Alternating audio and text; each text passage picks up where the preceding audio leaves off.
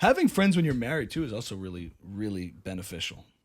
Like when you're married and having other friends, nothing like kills nothing kills a fight than like going to hang out with a bunch of friends. And when you're home, and it's like, I always like, there's times when like you have to, when the leaving the house is one vibe. I say nothing until after the hang, and then you can just like, then it's gone. Yeah, I'll be in such a bad mood sometimes, and then a friend calls, and then with my wife, and then by the end of the call, I'm like in a great mood, and she's like even more mad at me for having gotten into a better mood through the call. That doesn't help, Mike. I'm talking about together. Sometimes also the stress of having to get somewhere.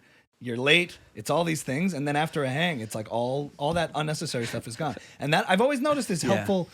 We've joked about like you have guests over so you can cover up your marital issues, right? You can pretend like nothing's wrong. Hi, come on in. But on a serious note, it's helpful to have like to develop those relationships too. Yeah, that can help. That's funny. We're like at a different stage where that's not happening. We're not. I mean, it's hard. Marital bliss to get 8 kids. Marital bliss. No, we circled the wagons a little bit in the last number of years, and what does that mean? And it means that like we kind of. Do you know what that means? That means on Shabbos. No. Like Shabbos is a time where it's really just us, where it's really just our family, because we have 4 kids who are over high school age already. We're in high school and above.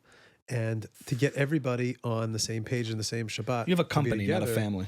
Well, it's just like small business. People are busy. LLC. Our kids are people. Like they have things, they have friends, they have jobs, and they have school, and they have schedules and activities and things. So like to get everybody together, like to introduce friends and outsiders, so to speak, into our inside zone, it kind of it takes away the inability for us to be really natural and just together and strengthen those bonds of us and together.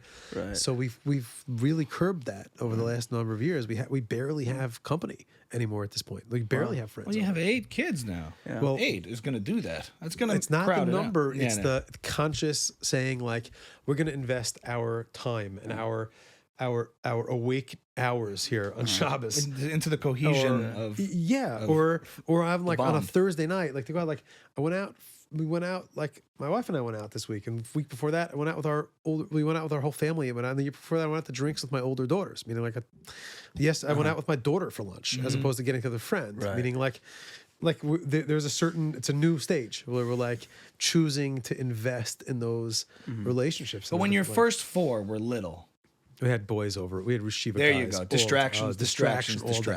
Yeah, all okay, day. so you were there. I get it. All because we